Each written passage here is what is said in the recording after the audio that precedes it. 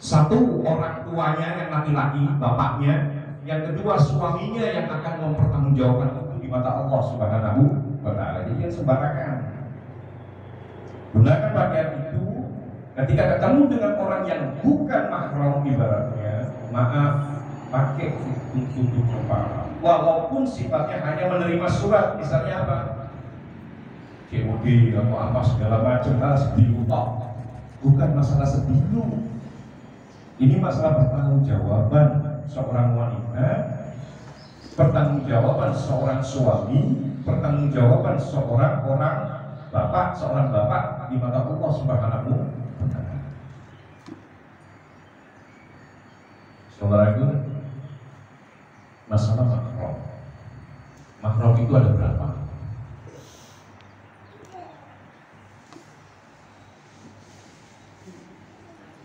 Wis yang tahu jawab. Wis contohnya mahram apa?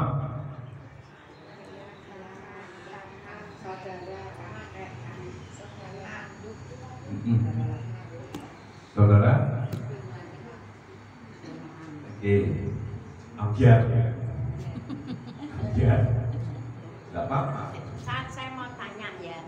Iya. Kalau saya ini sama ponaan kan enggak apa-apa. Dan seperti saya sama Burhan itu katanya bukan mahram batal. Tapi kalau cium tangan itu mestinya dosa apa enggak? Okay. Kalau dulu Bang Dila ngasih tahu, loh kamu itu kan itu ponaan lah, tapi suaminya kan bukan batal loh, kamu enggak usah dicium tangan ini Bang Dila. Iya benar. Enggak boleh. Nah, tapi Agus terus Bang Dila pulang. Agusnya isti'anah.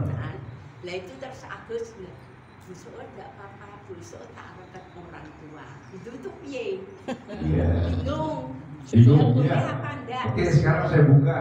Ya, ini. Saya tidak menjawab pertanyaannya Bu Syukur. Ya. Tapi saya ingin ngasih tahu secara Ya, ini sama Ustaz Burhan. Mahram itu ada 3. Kalau diperhatikan, ini hubungannya anak, hubungannya dengan ini dan ini harus tahu. Mahram itu 3. 1, mahram yang disebabkan karena nasab. 1, nasab itu gimana? Keturunan. Lurus, garis lurus kemana? Kalau kita Indonesia itu mengadopsi garis laki-laki ke atas maupun ke bawah, pokoknya laki-laki semuanya. Itu mahram. Dari segi apa tadi? Nasab. Nasab itu keturunan. Saya punya anak laki-laki, saya punya anak perempuan. Ketika anak saya yang perempuan ingin menikah, saya sudah meninggal. Otomatis yang berhak menjadi walinya siapa? Anak saya yang laki-laki. Anak saya yang laki-laki ternyata tidak ada di tempat. Berarti siapa? Sebagai penggantinya?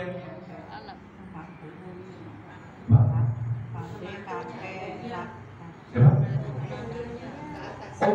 Omnya itu berarti adik saya kandung atau kakak saya kandung, tapi yang laki.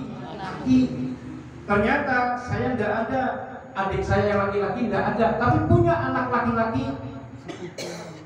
Bisa tak jadi wali? Bisa. Karena diukur dari mana? Dari jalur laki-lakian semuanya. Karena kita Indonesia mengadopsi itu. Nggak ada yang ini, tapi ada nggak yang satu lagi ini? Cari lagi. Makanya ketika orang tua seorang wanita dia meninggal, itu yang pertama kali bukan menentukan tanggal pernikahan, tapi yang harus dicari nanti walinya siapa. Lebih afdol dari jalur nasab ketimbang mengambil siapa naibnya sebagai wali hakim. Lebih afdol dari saudaranya sendiri, dari garisnya sendiri. Nah, mahram di sini artinya orang ini tidak boleh menikah, paham? Dengan orang ini. Itu mahram. Seorang wanita tidak boleh menikah dengan seorang laki-laki karena dia itu yang laki-laki ini adalah mahramnya wanita ini. sampai kiamat itu tidak akan boleh. Saya punya saudara perempuan kandung, punya anak perempuan. Saya menikah dengan keponakan saya bisa ya? Itu mahram namanya. Saya ini mahram. Paham? Bisa ya? Dimengerti ya? Jadi mahram itu dari garis ke atas laki-laki, ke bawah pun laki-laki. Saya punya anak perempuan. Saya punya saudara perempuan, punya anak perempuan, saya punya saudara perempuan, saudara kandung perempuan, punya anak laki-laki. Saya mau menikahkan anak saya dengan keponakan saya, boleh atau enggak? Boleh.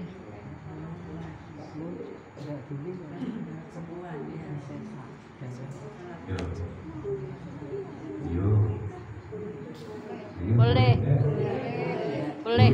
Yang enggak boleh itu saya. Yang enggak boleh itu saya yang enggak boleh. Tapi keponakan, ketemu keponakan berarti itu ada dalam posisi ring 2. Ring 1 saya, ring 2 keponakan saya sama anak saya. Ini boleh. Tapi kalau saya omnya tiba-tiba ujuk-ujuk senang sama ponakannya, alhamdulillah. Dan ini namanya mahram karena apa? Nasab. Paham ya? Mahramnya itu dari garis laki-laki semuanya ke atas, dari garis laki-laki itu semua ke bawah. Nah, mahram di sini artinya yang menjadi objeknya siapa? Perempuan itu. Udah mau korak ini? Udah. Enggak? Paham ya? Mahram pertama itu nasab. Terus kemudian ada yang disebut dengan mahram karena pernikahan. Karena terjadi sebuah pernikahan sehingga terciptalah yang namanya mahram. Saya punya anak laki-laki menikah dengan seorang wanita. Ya. Menikah dengan seorang wanita. Cerai ini anak saya. Misalnya. Capek anaknya. Apa? Mantu itu capek dengan istri. Pertanyaan saya, boleh atau tidak? Tidak boleh. Kayak antara boleh dengan tidak boleh. Tidak boleh. Jawab saya, nggak boleh. Nggak boleh. Soalnya kan mantu. Soalnya mantu nih. Mantu nih kok dikawin. Sudah cerai. Sudah cerai. Bekas. Boleh enggak? Yang sini boleh enggak? Tidak. Yang sini? Boleh atau tidak? Tidak. Bu. Bu, menantu. Boleh Menantu perempuan. Tidak boleh tuh ya. Sampai dunia ini dipecahkan oleh Allah Subhanahu wa taala, sampai sejauh itu tetap haram hukumnya. Oh, tidak. Mantu. Tidak boleh. Karena itu tidak bisa. Batal. Dan mudeng apa mupeng? Dan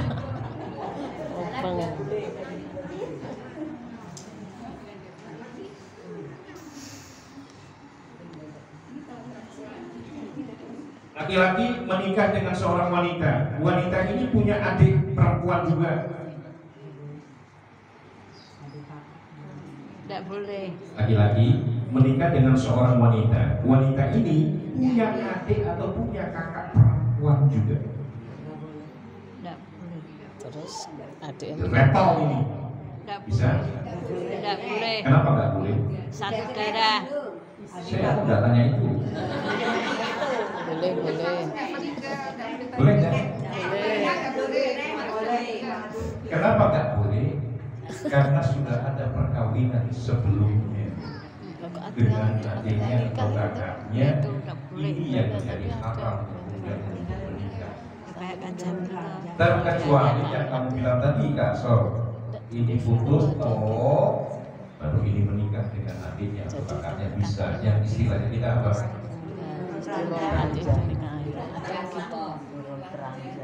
Ini mahram karena apa tadi? Pernikahan. Mas, bagaimana dengan posisi ipar? Ipar laki-laki? Ini bahaya. Bukan saya yang ngomong. Beliau Rasulullah SAW yang pernah bersabda berkenaan dengan ipar.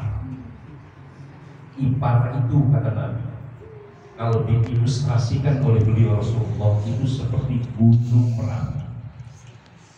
Kayak apa gunung Merapi? Tahu? Arah pembicaraan Nabi kemana kira-kira? Maksudnya tahu nggak? Apa? Diibaratkan seperti gunung Merapi.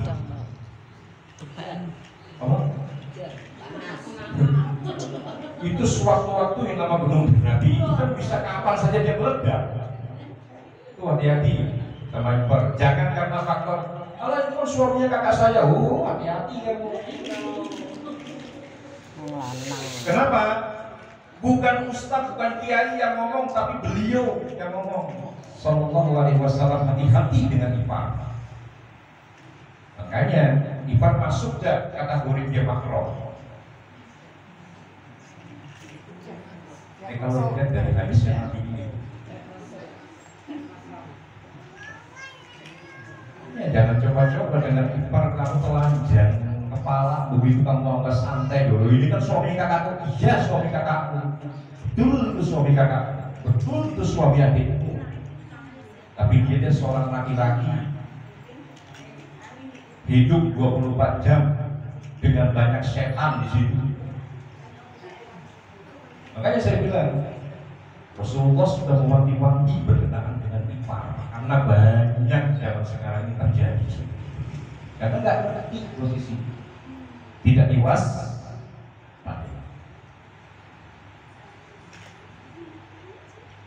Jadi satu, menantu perempuan sampai kapanpun tidak bisa dinikah oleh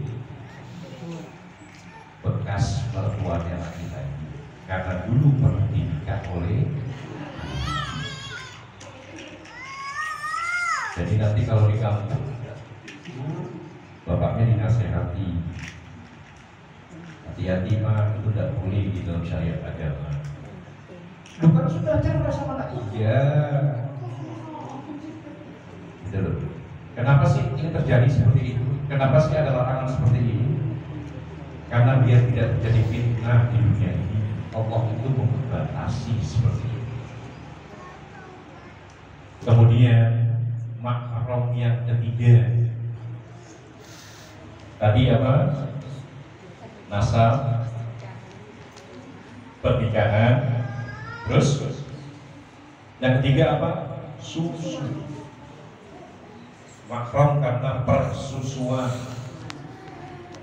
Ibu, jangan sembarangan ngambil anak, jangan sembarangan nolong orang, kemudian karena ibu air susunya bludak-bludak begitu ya, ambil ibu susoni deh ya, hati-hati, efeknya bisa kemana-mana. Itu namanya mahram susu. Ibu punya anak perempuan, anak kandung perempuan. Kemudian ada tetangga, Bu maaf air susu saya belum keluar, bisa gak tolong di susuni gitu kan? Ibu dengan refleks, ibu ambil, ibu langsung tes gitu kan? Ujung-ujung ketika dewasa, anak laki-laki ini bagus, sukses hidup di dunianya, anak ibu cantik yang perempuan, kira-kira punya pikiran enggak? Iya. Kan mendingan kamu sama anak saya, aduh bagus, sukses dunianya. Dibanding diambil orang lain, mendingan tapek dewi. Minta eling pernah nyusoni. itu sampai terjadi pernikahannya harus dibatalkan. Iya saya. Harus dibatalkan karena itu mahram apa? Persusuan. Nah, Pak, berapa kali sedotan? Sampai umurnya berapa? Sehingga itu masuk kategori persusuan. Dan penting tuh itu. Pak, maaf, tak susuri tapi tidak pakai alat yang saya bawa sejak lahir. Tapi saya pakai botol, saya beli di Indomaret. Masuk susu enggak? Masuk. Yuk. Masuk. Enggak pakai alat saya, Pak. Saya beli di Indomaret, tak susuri alat itu. Masuk. Susunya, air susunya itu, Pak.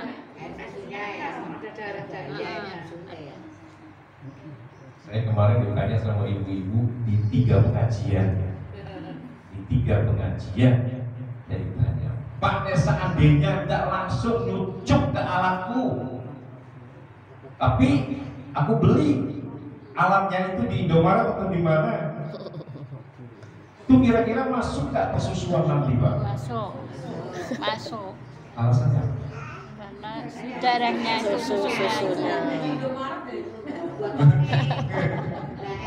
Air susunya itu. Yang penting itu alatnya apa airnya? Airnya. Hah? Air susunya. Nah, saya tidak mau jawab, tak suruh ibu-ibu yang jawab. Bukan masalah alatnya, karena memang ada ulama mengatakan, tek anak tempel jebret itu jadi. Kalau ditempel begitu berarti kan menggunakan alat yang satu itu, kan gitu loh. Nah terus kemudian ini orang modern kan berakal, dia berbicara, nek pakai alat lain gimana? Ya bukan masalah alat lain yang dipakai, tapi air susu ibu tersebut yang dipakai untuk mengenyangkan perutnya. Paham ya? Yang disusoni perempuan, anak bayi perempuan, ya, sama suami yang nyusoni kira-kira nanti ini bisa enggak? Enggak. Saya punya istri ini, nyusoni anak perempuan orang lain, disusoni kan? Istri saya punya anak laki-laki, kan otomatis ini saudara persusuan. Ini yang perempuan ini, bayi perempuan tadi, ketika dia menjelang menjadi wanita dewasa, saya posisinya senang sama itu dia. Tidak boleh. Ayo, persusuan itu kan saudaranya ke saya. Ayo. Ayo. Iya itu. Nah, kamu kan tidak boleh karena persusuan tak PW. Nah, misal istri saya sudah meninggal, maaf loh Nan, kamu sama ini persusuan tuh. Karena dulu ini wanita ini disusuli sama ibu. Aku senang pakai. Boleh kan? Boleh. Ini tak ada nih. Boleh. Boleh enggak? Boleh. Enggak boleh? Boleh. Apa boleh enggak?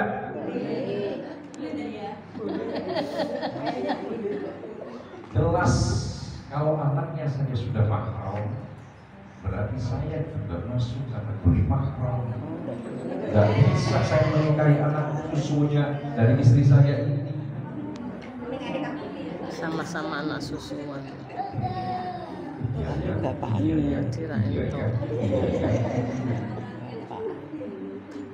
Nah sama jawabannya tadi Bu Sul gimana Bu?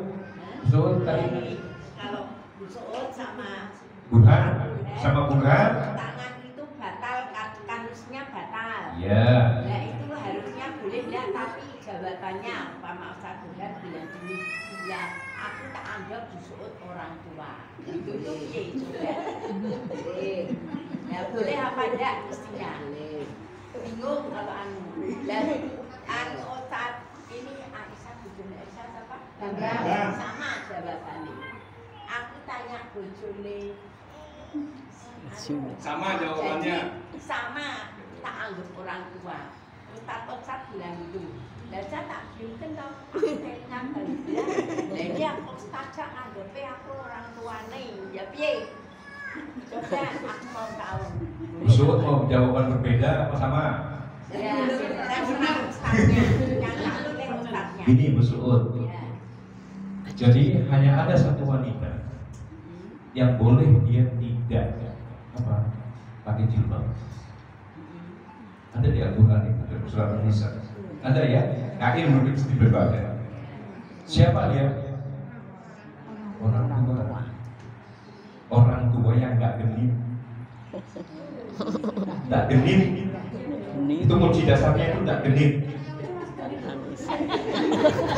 Kenapa Bu Suud sampai semua? Pokoknya nggak genit.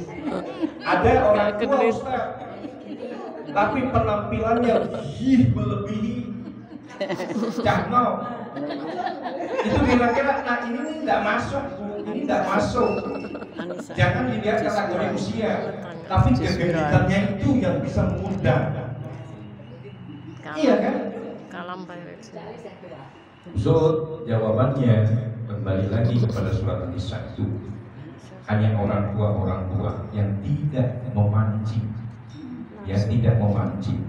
Ketika bersyukur sama saya ibaratnya, saya juga kan otomatis kan menaruh hormat terhadap orang tua, apalagi ibaratnya ada jalur keluarga gitu. Oh nggak usah jalur keluarga, orang tuanya gimana? Kalau seandainya saya tidak ada hasrat sama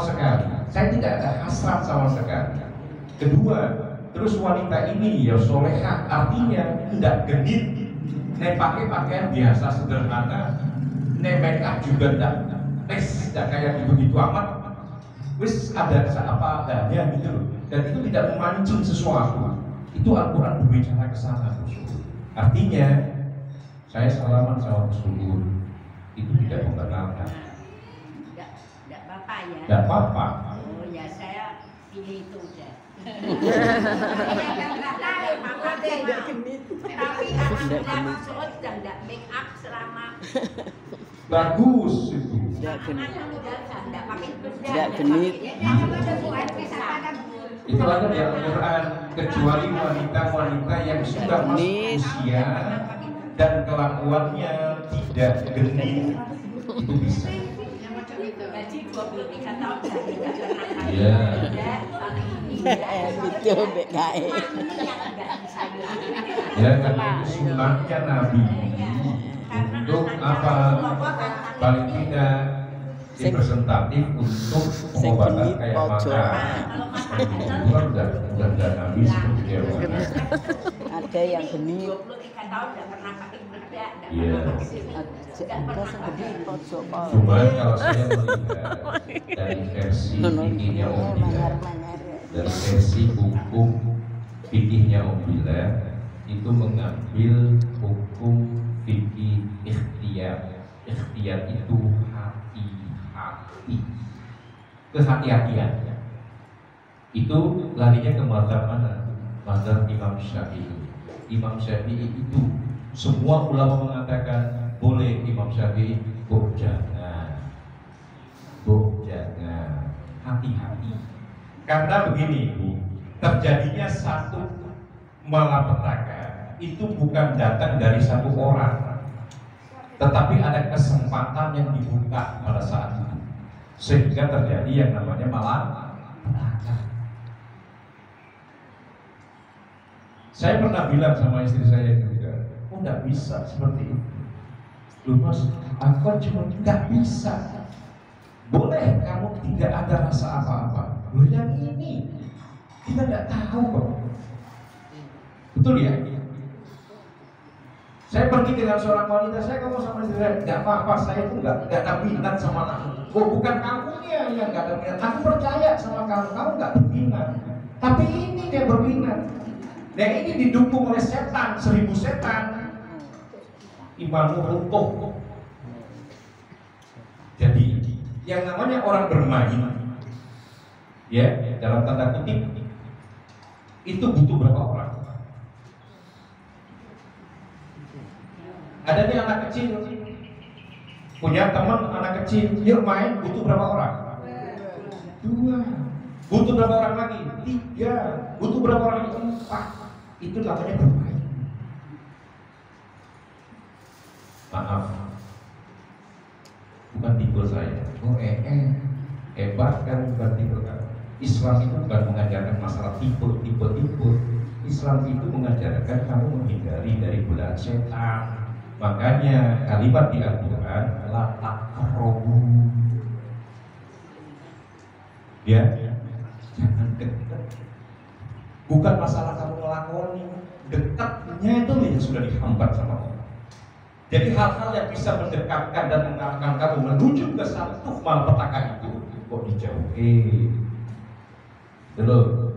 Makanya perempuan, laki-laki ketika dia duduk mengambil tempat yang sepi, itu berarti mendekatkan diri kepada berzina. Dekatkannya aja nggak boleh. Itu dalam ilmu logika, ya, dalam ilmu logika, ilmu mantik itu dekatnya aja nggak boleh, apalagi ngelakoni. Gitu loh, paham ya? Jadi mahram itu ada berapa? 3, 1 nasab, 2 pernikahan, 3 persusuan. Bu, nyusoni sampai berapa lama sehingga anak ini bisa dikatakan persusuan? Di Al-Quran berapa? Di Al-Quran berapa tahun? 2. Itu maksimal 2 tahun. Lebih dari 2 tahun tidak masuk persusuan. Semua ulama berittifaq sepakat batasnya 2 tahun. Paham ya? Ibu gua kalau pengen menyusui anak 5 tahun. Cokot iya. 2 tahun lagi udah bikin susah, dicokot sana cokot sini, ya kan? Tuh, batas maksimal 2 tahun. Kemudian berapa liter air susu yang masuk? Kemudian ini dikatakan masuk kategori apa? Tadi susu. Ibu ambil bayi ini, ibu nyusoni dia, ibu kan terasa ketika disedot itu kan. Ada ulama mengatakan 3 kali cerut anak susu. Pak, air susu saya tidak keluar. Dan buat apa? Kamu nyusoni anak ini, benang tidak bisa. Ibunya pergi keluar kemana? Anaknya rewel. Terus anak si ngomong, wis penting ini lah, wis benang. Baru lah nyusunya. Juga hati-hati. Sembarangan, efeknya itu kita tidak tahu. Iya, selama ini ibu ngerti nggak keluar. Nek pas disedot Allah mengizinkan pada saat itu apa yang terjadi? Kita tidak tahu. Iya. Itu gampang ya, menang. Tuh, sedot ya. Ada yang bilang 3 kali jadi. Terus ada ulama mengatakan kapan? Ya amul, kemudian kan gelengan, masuk anak susu, masuk ya anak susu. Ada lagi yang mengatakan, oh rosakan tadi gelengan, rosakan tadi berapa sedotan, nempel, plak, jadi. Dulu. Jadi ibu-ibu harus hati-hati. Ini semuanya ini nanti akan berlaku ke mahroman semua. Efeknya kemana Bu kalau sudah mahrom kayak begini? Warisan. Anak susu saya, ketika saya meninggal, anak kandung saya dapat waris, ya kan? Ini anak susu saya, dia mahram dengan anak saya, mahram dengan suami saya. Kemudian saya meninggal, ini anak susu dapat waris apa tidak? Dapat.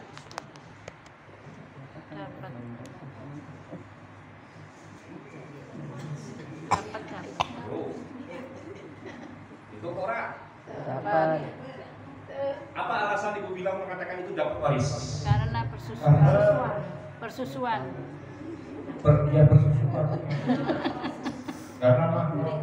Tapi dia dapat apa tidak? Bu, anak susu. Walau dia mahram dengan suami, walau dia mahram dengan anak, ya, harta warisan tidak bisa dia dapat. Tidak dapat. Duduk ada yang duduk anak kandung. Terus kemudian dia dapat apa? Mungkin itu anehnya. Itu Dapat wasiat. Dia nggak tahu agama sampai Dapat wasiat. Dapat apa lagi satu lagi? Ada yang istilahnya dalam agama kita ini hibah. Itu bisa diarahkan ke sana. Lah hibah itu, wasiat itu, wasiatnya terutama wasiat jangan diberikan kepada ahli waris. Wasiat itu di luar ahli waris. Saya punya anak kandung, saya punya anak kandung 3 misalnya, punya anak angkat 1, iya kan? Yang waris jatuh ke 3 anak ini, tapi ini perlu saya siapkan juga. Saya tulis sesuatu, saya panggil notaris, ini saya tunjukkan kepada ketiga anak saya. Ini saudara, dia tidak dapat waris dari bapak, tapi bapak mau ngasih dia sesuatu, boleh dia? Kira-kira sebaiknya wasiat itu dibicarakan di awal atau nanti?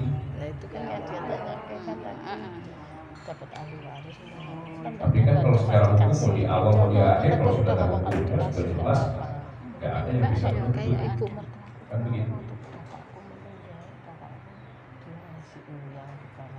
Nah inilah mahram, ada hubungannya kemana tuh? Warisan. Dan mulai sekarang sudah membuka diri untuk memberitahukan perkenaan warisan kepada anak-anak. Dari sekarang sudah boleh dibuka. Jangan nanti usia kita tidak tahu. Nah, kamu saya dudukin di sini, kamu saya dudukin di sini. Iya, ini bapak memang belum meninggal, tapi kamu harus tahu posisinya, hukum waris minimal apa, gamblang-gamblangnya. Bapak punya tanah di sana, bapak punya tanah di sana, bapak punya tanah di sana, dan bapak punya rumah di sini. Dua-duanya anak ini harus tahu. Jangan ngomong sama kakaknya toh. Ngomong sama kakaknya, nah saya bapak punya tanah, adiknya tidak tahu. Tiba-tiba ini menikah dengan seorang wanita, iya dek baik, soleh wanitanya.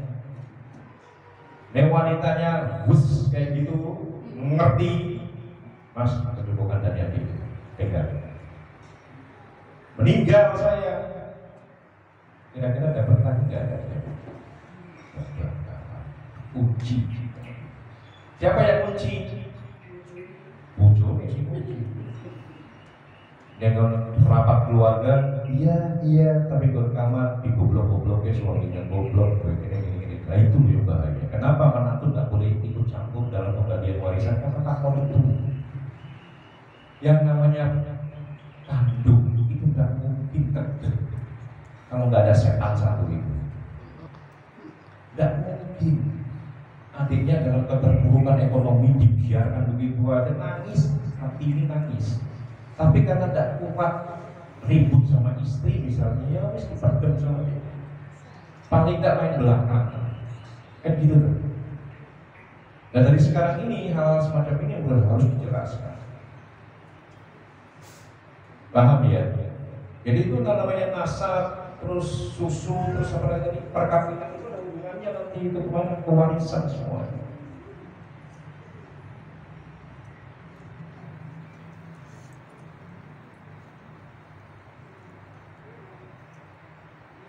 Ini di sini ada dikatakan yang namanya syarat mahram susu itu air susu dari wanita yang balik. ya, wanita balik. Yang kedua, sampainya air susu itu di lambung. Tandanya apa? Terus kemudian ini ada yang mengatakan minimal 5 kali penyusuan walau tidak berturut-turut. Artinya berapa? 5 kali tidak berturut-turut itu gimana maksudnya? Hari ini saya ambil tak susoni 1, terus nanti jam sekian ambil lagi 2, jam sekian 3, itu maksudnya tidak berturut-turut. Tapi ada juga yang pokoknya mau susoni jadi gitu. Nah makanya ini namanya fikih. Fikih itu seperti ini. Tadi kan fikih yang dikeluarkan oleh Umbila itu fikih, dan nggak mungkin Umbila asal ngomong gitu saja kalau nggak beliau baca sesuatu. Itu fikih dari satu versi, ada fikih dari versi 2, ada fikih dari versi 3. Makanya nggak bisa dikatakan fikih itu absolutely benar, nggak bisa. Kecuali kalau ibu-ibu kompet A, B, C, D. Makanya ada Syafi'i, ada Hambali, ada Maliki, ada Hanafi. Paham ya?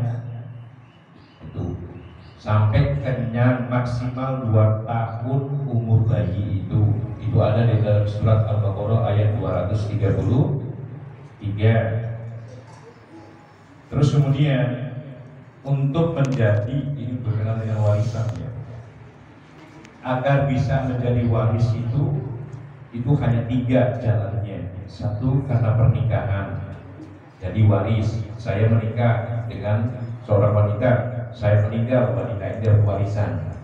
Itu karena menikah.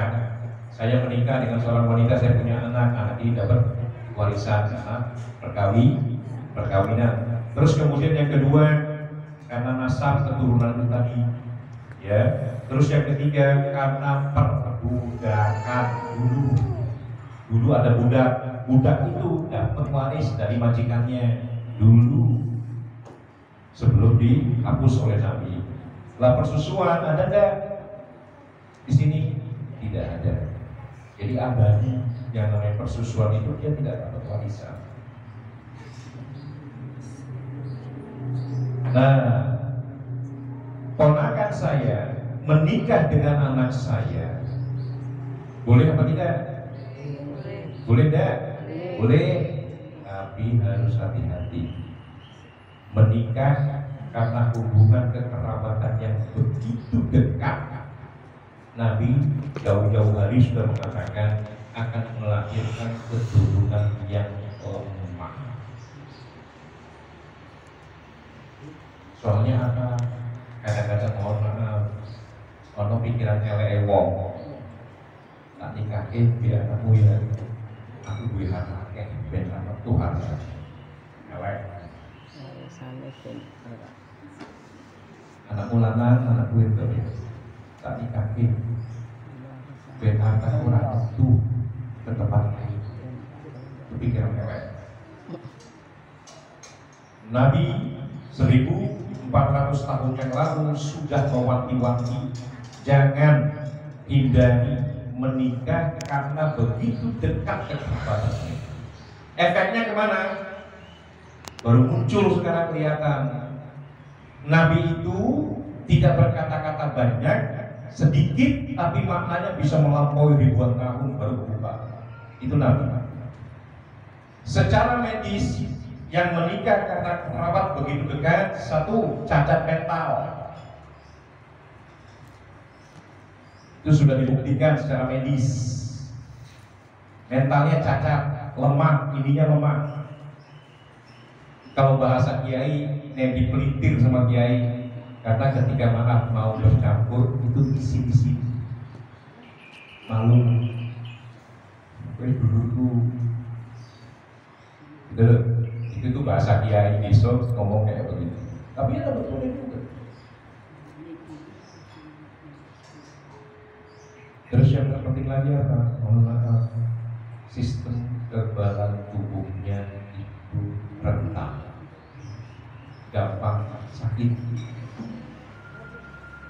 gampang sakit, cacat mentalnya, terus sistem kekebalan tubuhnya juga kurang. Terus kemudian banyak terjadi ketika melahirkan itu meninggal. Meninggal di sini bisa dua, meninggal anak atau meninggal ibu karena faktor itu. Wes sekarang mindsetnya dirubah. Pernah kakak beradik ngomong tak jodohin anakku ya, di anakku ya. Ini ada wanti-wanti dari nabi. Oh, cuma efek secara psikologis, efek secara psikis dan semua. Artinya yang menikahkan juga nikahkan sama yang dia suka. Karena kalau sudah begitu biasanya peran orang tua itu yang mengganggu kemerdekaan seorang anak. Mungkin tujuannya itu juga. Artinya beri kesempatan dia untuk memilih calonnya sendiri, bukan kita sebagai orang tua. Ketika kita melihat ada seorang laki-laki agamanya bagus, kelakuannya bagus, dan dia pantas untuk dinikahkan, aku punya anak perempuan misalnya, tak nikahkan kamu, karena itu juga anjurannya Nabi ketika kau melihat ada seorang laki-laki, ya, seorang laki-laki ilmu agamanya ada, bagus, mentalnya juga bagus, karakternya ambil dia sebagai menantu. Makanya di kalimat hadis itu dikatakan oleh Nabi, talibat, iya, talibat itu apa? Talibat itu dari kalimat turok itu apa? Turok itu apa? Debu. Siapa yang bisa menghitung debu? Itu ilustrasi dari rezeki yang akan diturunkan oleh Allah Subhanahu wa Ta'ala. Makanya panjang nanti tidak lemah. Tanganmu itu akan dilumuri oleh begitu banyak debu. Itu artinya rezeki akan terus mengalir. Karena rezeki itu buat seorang nabi bukan aku dapat duit 5 juta 10 juta. Rezeki itu kita datang ke sini, kita punya kendaraan itu rezeki yang mengantarkan kita sampai sini. Mohon maaf, turun dari mobil dengkul itu enak, gitu ya. Kenapa di tanah cekrek jalan enak, itu rezeki. Duduk enak, walaupun hanya sekedar kursi biasa, tapi enak, nikmat itu ya rezeki. Saya melihat ibu melihat saya, kedua bola mata ini difungsikan dengan sebenarnya oleh Allah, itu juga rezeki. Cuman masalahnya setan di dunia ini banyak selalu berkenaan dengan cuan. Karena memang cuan itu kan cuantik kan gitu kan. Kita cuan uang. Siapa yang tidak suka hal-hal yang cuantik kan begitu. Nah sebenarnya makanya rezeki itu banyak. Yang mau tanya? Ya. Tapi kalau anak angkat itu bukan mahram juga ya, meskipun dari kecil, dari bayi gitu. Bukan mahram, anak angkat. Bukan mahram. Anak angkat itu kan tidak angkat dia. Karena ada sesuatu yang kita melihat kemudian kita angkat dia dari kecil, kita didik dia. Itu enggak jadi kemudian dia mahram dengan kita. Anak angkat itu menikahi ibunya boleh tidak?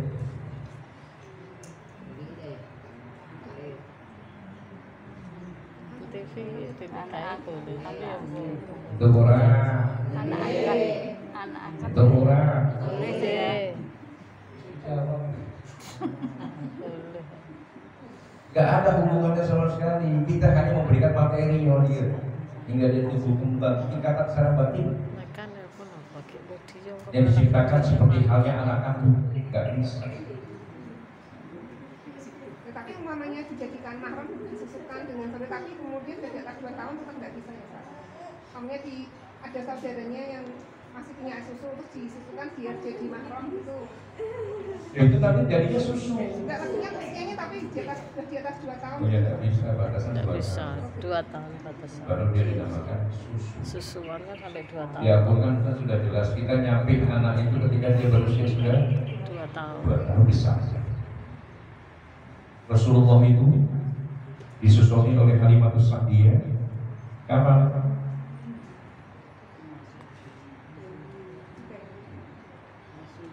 Apa?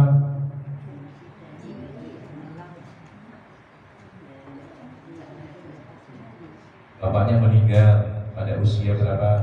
Nabi masih di benar di kandungan. Oke. Ibunya meninggal usia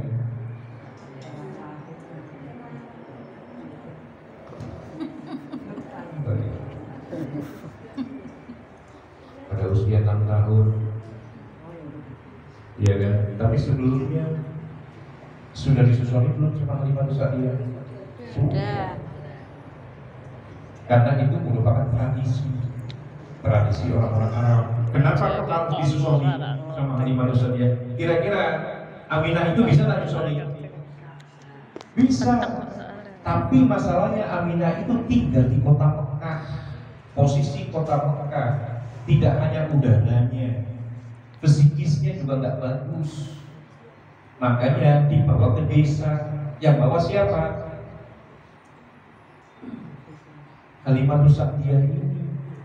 Karena ketika ada tahun-tahun yang biasanya penduduk kota suci Mekah itu banyak yang melahirkan, itu desa-desa di sekitar Jazirah Arab itu mendatangi kota suci Mekah itu nyari anak, nyari juragan, ya anak tak bawa, tak susoni, gitu loh. Jadi apa? Broker air susu kalau dalam bahasa kita. Jadi broker-broker itu datang. Lah posisi Halimatus Sa'diyah dengan suaminya ikut rombongan itu. Semuanya rombongan itu dapat anak. Karena Nabi pada saat itu dilihat tidak mumpuni, banyak yang menolak. Broker-broker ini. Gilirannya Halimatus Sa'diyah, ketika itu semua teman-temannya sudah dibawa bayi untuk dibawa ke desanya. Halimatus Sa'diyah itu tangan kosong, nggak bawa apa-apa. Cuman kemudian suaminya bilang, Halimatus Sa'diyah, ambil aja itu anakku. Padahal Nabi ketika dilihat pada saat itu tidak menjanjikan apa-apa. Sekarang dia anak yatim. Ya kan gitu kan? Bukan seorang yang juragan kaya.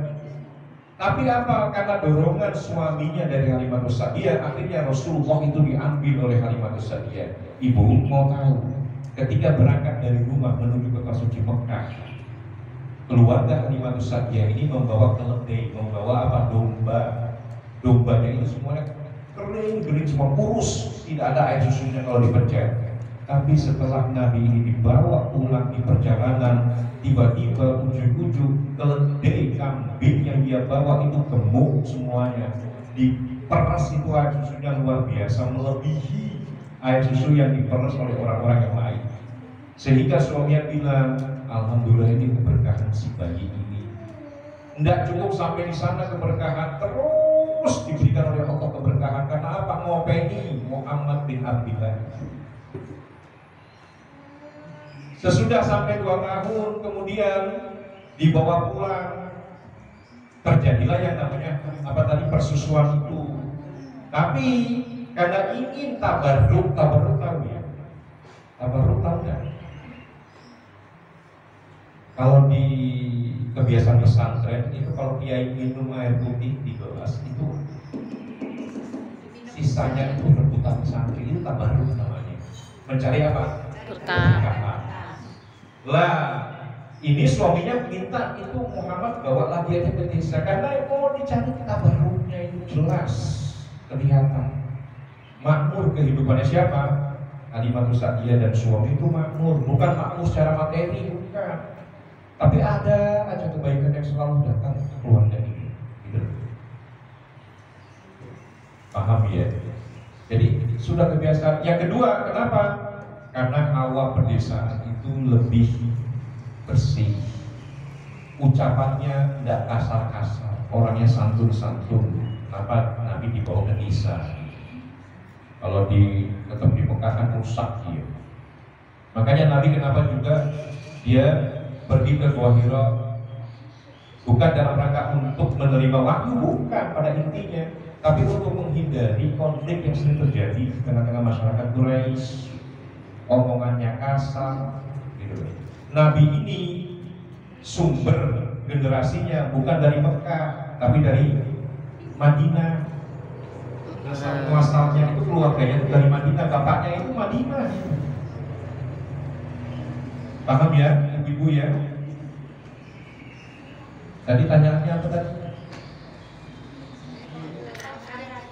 Bisa apa enggak? Nggak bisa. Karena itu anak angkat. Dapat warisan enggak? Enggak. Kalau ngasih bisa lagi. Dapat nggak warisan? Ngasih enggak. Apa itu? Anak angkat tidak ada. Gimana? Kalau punya anak kandung sendiri, anak angkat tidak ada. Tidak punya anak misalnya ya, tidak punya anak, angkat anak, nggak bisa. Cuman satu hal, seperti saya bilang tadi, Kalau mau ini ngasih kan sesuatu, karena ini tetap bagaimanapun perasaan seorang bapak, perasaan seorang ibu. Tidak mungkin aku biarkan dia nanti ini sepeninggalku dalam kondisi maaf ya. Kenapa ada warisan diatur? Biar anak itu nanti sepeninggal orang tuanya jangan sampai menjadi beban. Makanya orang Islam itu memang benar disuruh kaya orang Islam, disuruh punya sesuatu orang Islam. Karena begini Bu, kita cari uang itu bukan sekedar untuk agar kita tegak di muka bumi ini, bukan. Tapi kita cari uang itu untuk tujuannya bisa berzakat, tujuannya untuk sedekah, tujuannya untuk membantu saudara, tujuannya untuk tujuannya untuk ziarah ke makam Rasul, pergi ke Mekah. Itu tujuannya kita cari uang di situ. Bukan untuk menumpuk-numpuk, tapi yang ini kita tidak lakoni. Itu tidak bisa. Nah kemudian jika ada terjadi seperti kasus ini, otomatis dia tidak mendapatkan warisan, tapi tadi wasiat bisa kasih diberikan. Diberikan. Wasiat diberikan karena apa? Anak ini jangan sampai sepeninggalku menjadi beban. Itu loh. Dapat, tapi bukan dalam bentuk warisan, tapi bisa hibah, bisa wasiat. Gitu. Nah kenapa sih di dalam syariat ini? Di dalam syariat warisan itu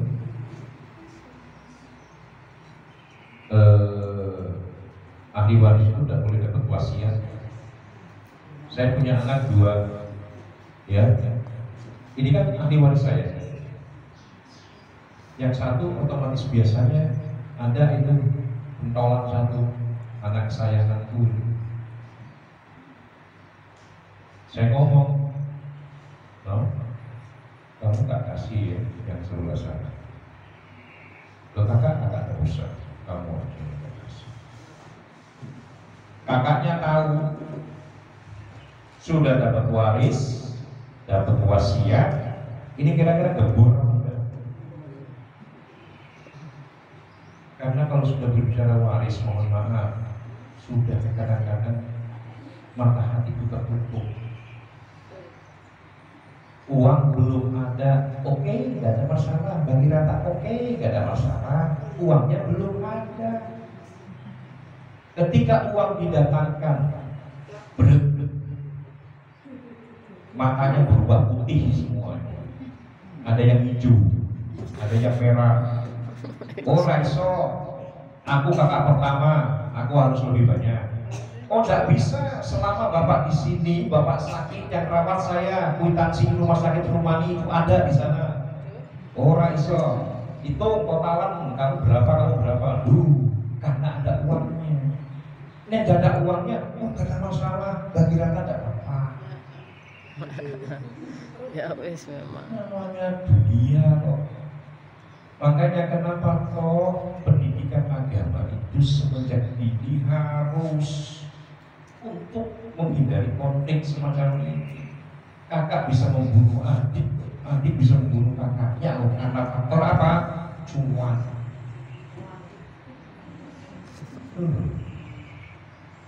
Makanya dari sekarang sudah bisa membuka diri ibu-ibu, sudah bisa membuka diri ngomong masalah waris sesuai dengan pemahaman ini aja agar dipaham.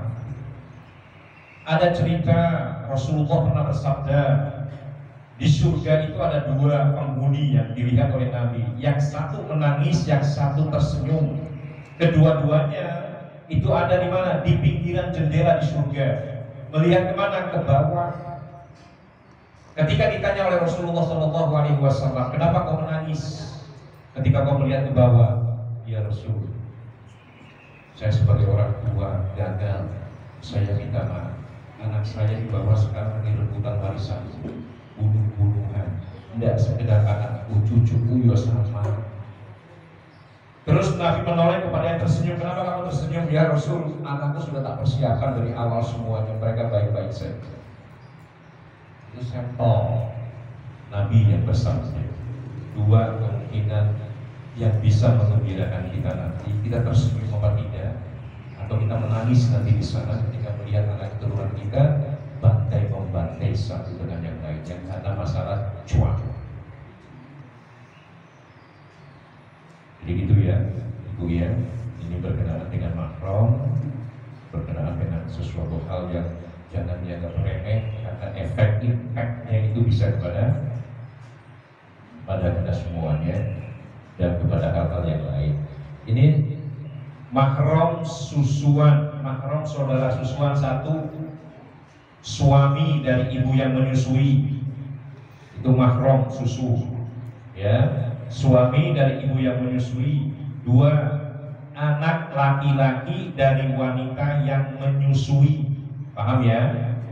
Ketiga, saudara laki-laki dari wanita yang menyusui. Paham? Sudah tiga. Terus kemudian keempat, ayah dari wanita yang menyusui. Itu mahram tuh ke atas, laki-laki semua. Terus ayah dari suami wanita tersebut, ayah dari suami wanita yang menyusui. Paham? Berarti mertua sudah bisa. Terus kemudian mahram nasab, mahram karena keturunan, satu ayah jelas, anak laki-laki jelas, terus saudara ayah berarti siapa? Paman. Saudara ibu, paman. Ponakan dari saudara laki-laki, ponakan dari saudara perempuan, itu mahram semuanya. Terus kemudian mahram karena pernikahan, satu ayah. Ayah siapa? Ayahnya suami. Berarti siapa? Mertua. Anak laki-laki dari suami.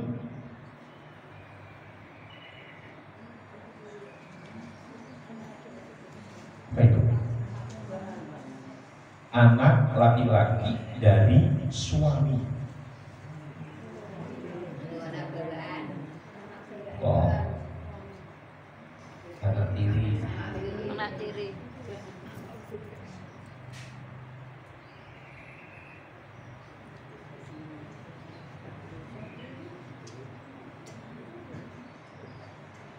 Suami dari ibu mertua. Suami dari ibu mertua, betul ya? Suami, ya benar ya. Berarti apa? Ayah tiri. Paham ya? Itu mahram tuh.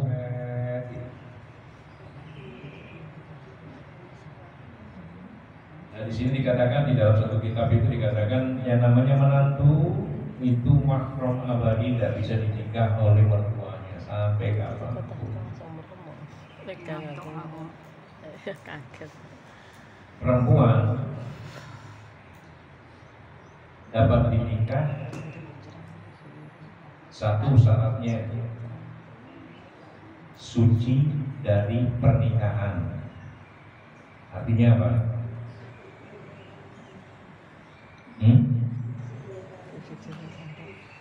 Menikahi seorang wanita sedangkan wanita itu masih dalam pernikahan, itu maksudnya.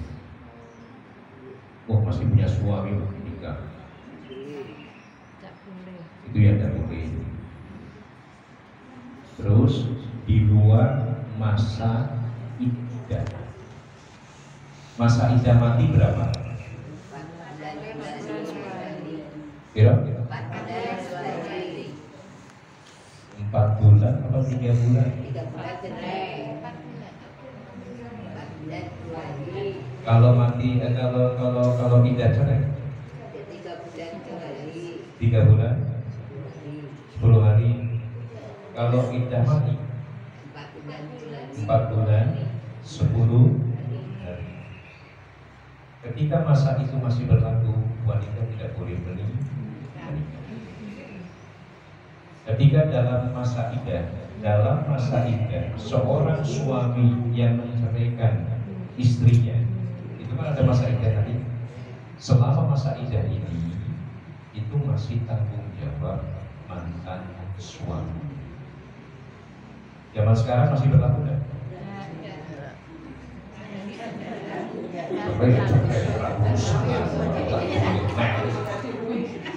Aku tak boleh menang, kan gitu loh. Padahal itu pertanggungjawaban masa iddah 3 itu tadi, itu tetap akan dituntut di atas sana. Cuman sekarang kebanyakan terjadi seperti itu.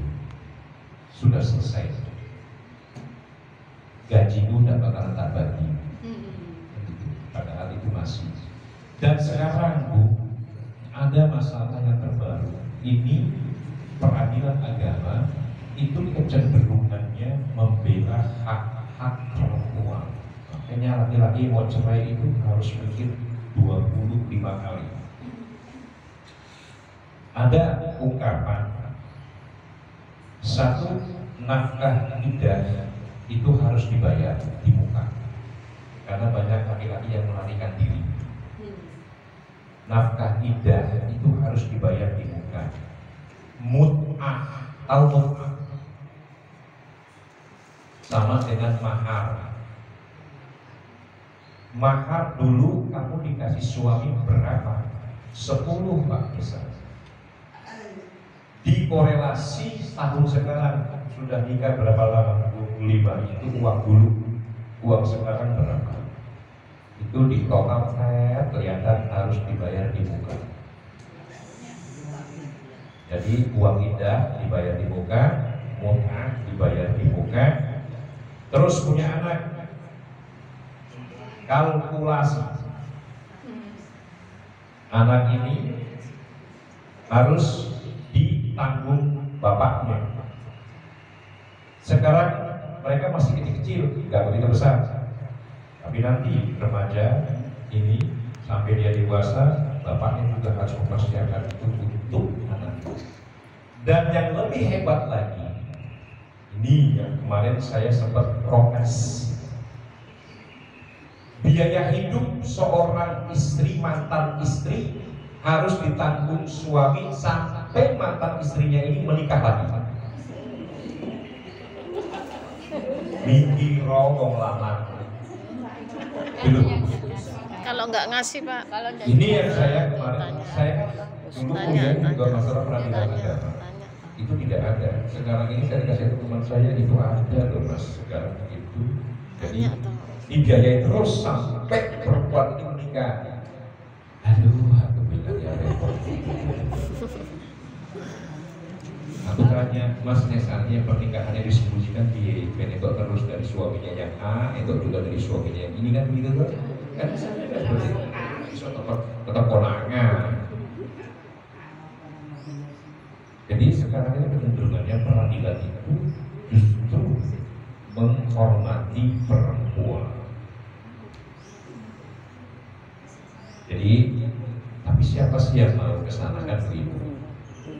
Tapi yang jelas, ibu sekalian dirahmati Allah Subhanahu wa Ta'ala, dengan apa materi yang kita bicarakan sekarang ini, tolong dibuka surat An-Nisa ya. Surat An-Nisa itu berkenaan dengan hukum-hukum kewanitaan, hukum waris notaris, hukum kemakroman itu di sana. Itu ada kalau nggak salah itu di surat An-Nisa 22 sampai 23 itu tuh yang mahram terus mahram semuanya. Tolong itu nanti lihat lagi. Ada lagi yang mau nanya? Ya, Tante.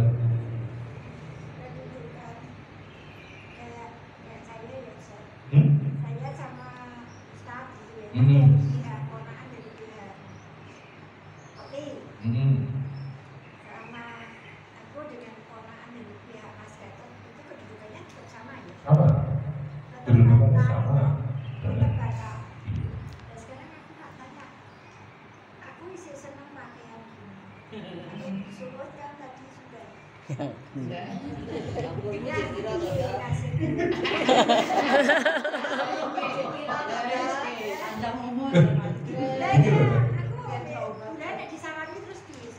Begini, tadi saya sudah nangkep apa yang dimaksud Tante. Ya. Begini loh ya. Yang harus dipahami di sini, yang dimaksud dengan Al-Quran itu seorang wanita yang sudah masuk usia,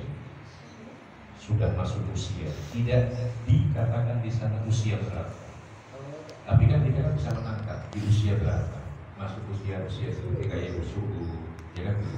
Hampir 80. Iya.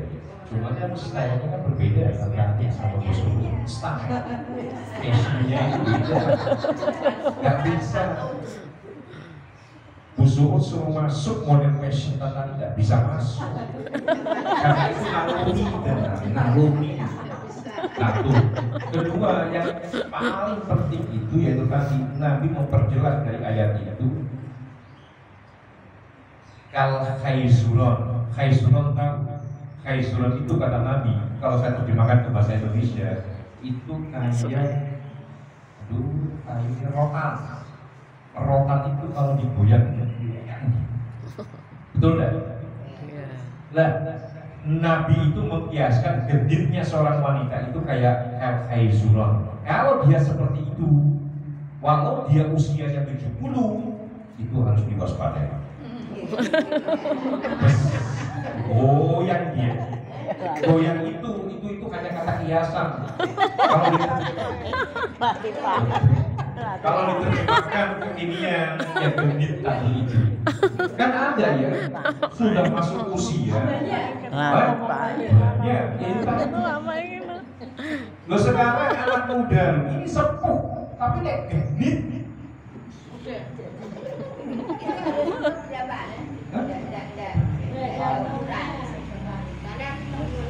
Anak kita, cucu-cucu kita gendit pantes kan begitu. Karena dia melihat orang tua kan begitu.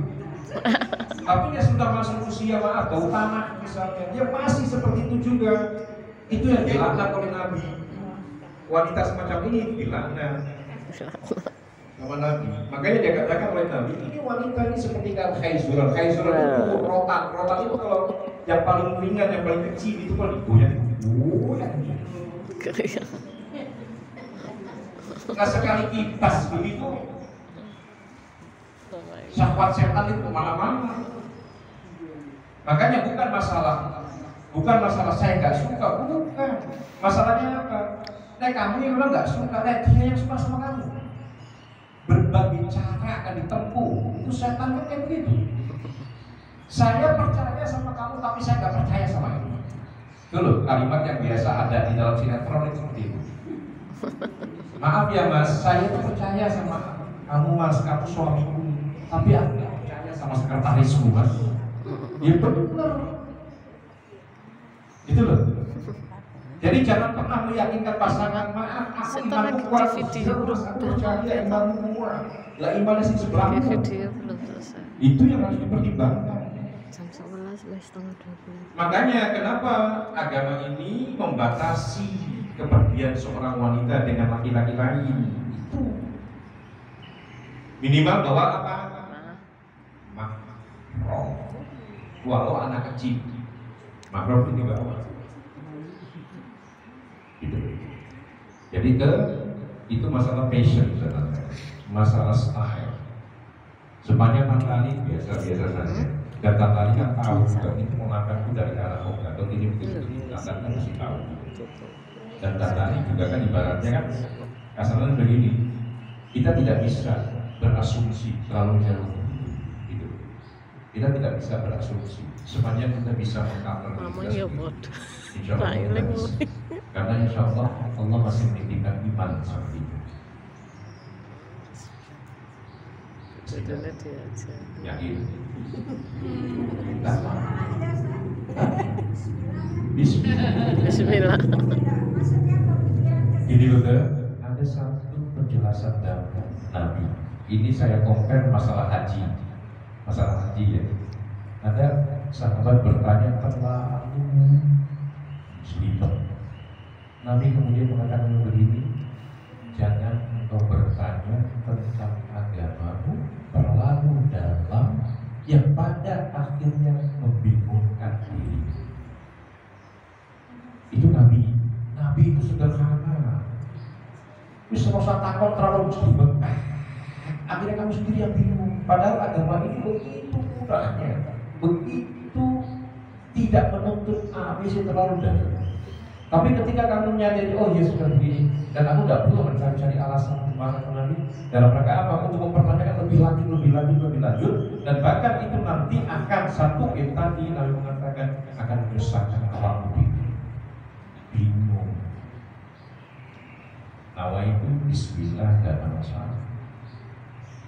Semua ini kan masalah ini kan hal-hal yang terlihat, ya urusan yang tidak terlihat. Siapa? Nabi pernah berkata demikian. Mas, maaf ya, ini Nabi mengatakan demikian. Maaf ya Mas, urusan yang kelihatan mata itu saya. Tapi urusan di luar mata itu sama. Itu Nabi berkata seperti itu. Makanya kadang-kadang saya juga gak setuju. Kadang-kadang kalau ada ustaz-ustaz ngomong dosa. Tapi kok dosa-dosa gitu. Gak bisa, yang menentukan itu siapa? Yang menentukan saya berdosa. Gitu. Oh, kalau secara fikih Bu, secara fikih yang mendetail, ini saya gak boleh nih begini nih. Ada tabir di sini. Saya ngomong di balik tabir. Karena saya melihat wajah Anda semuanya. Kalau yang keras kan gak boleh. Saya dulu punya teman.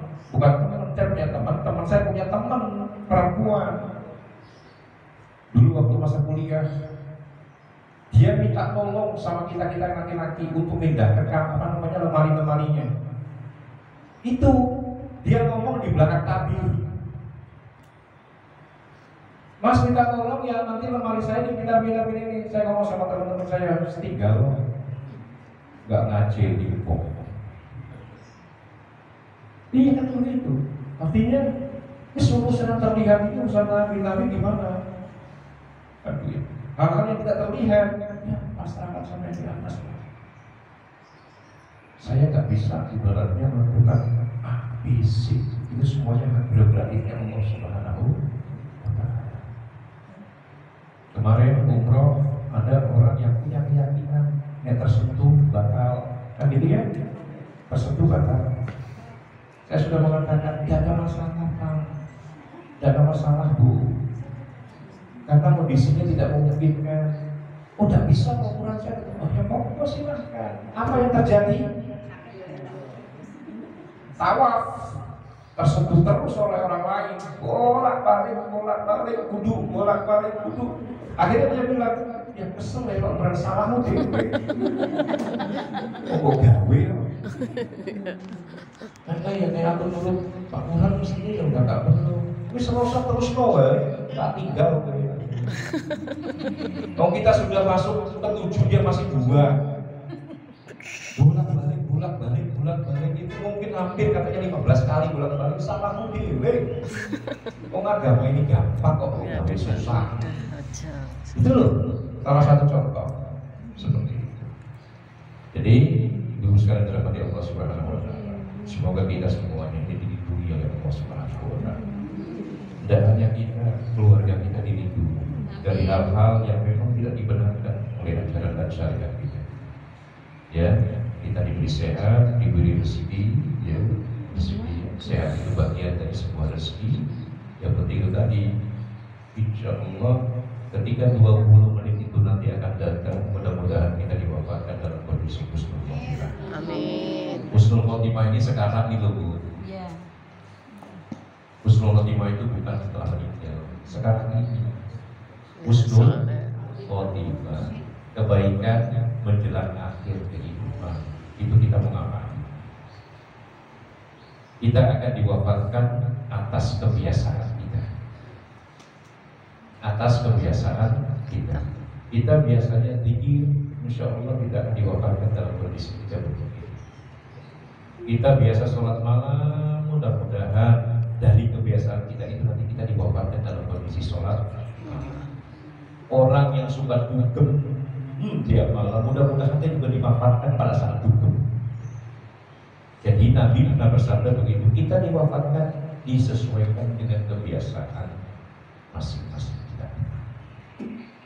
Bi barakatil Fatihah.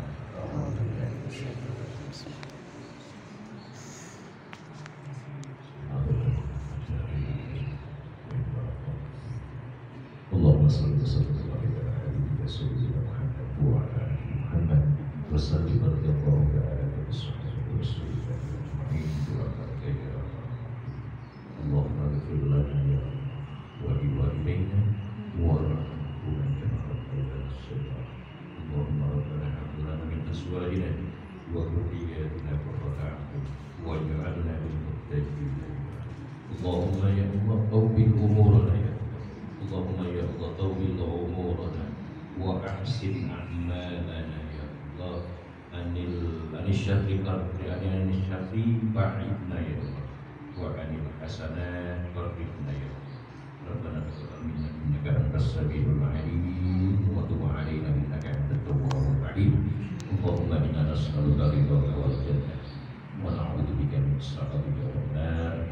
Allahumma inna na'udzu bika min al-'adzi wal hazan wa na'udzu bika min al-'ajzi wal kasal wa na'udzu bika min al-jubni wal bukhli wa na'udzu bika min dhalali ad-daini wa qahri rijal. Allahumma yassir lana ya Allah li ziyaratil haramain Makkah al-Mukarramah wa Madinatul Munawwarah aman ta'ala. Rabbana atina fid dunya hasanah wa fil akhirati hasanah wa qina adzabannar. Mari sama-sama kita berdoa kafaratul majlis. Bismillahirrahmanirrahim. Subhanakallahumma wa bihamdika asyhadu an la ilaha illa anta astaghfiruka wa atubu ilaik. Subhana rabbika rabbil izzati amma yasifun wa salamun alal mursalin walhamdulillahi rabbil alamin. Bismillahirrahmanirrahim.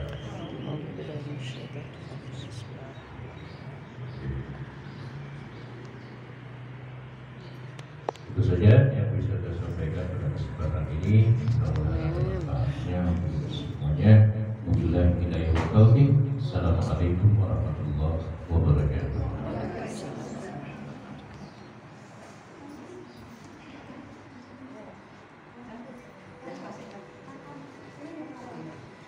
Alhamdulillah wa syukurillah. Semoga kita dapat mengamalkan apa yang telah disampaikan tadi. Sekarang saatnya Tante Ani mau nganti. Terima kasih.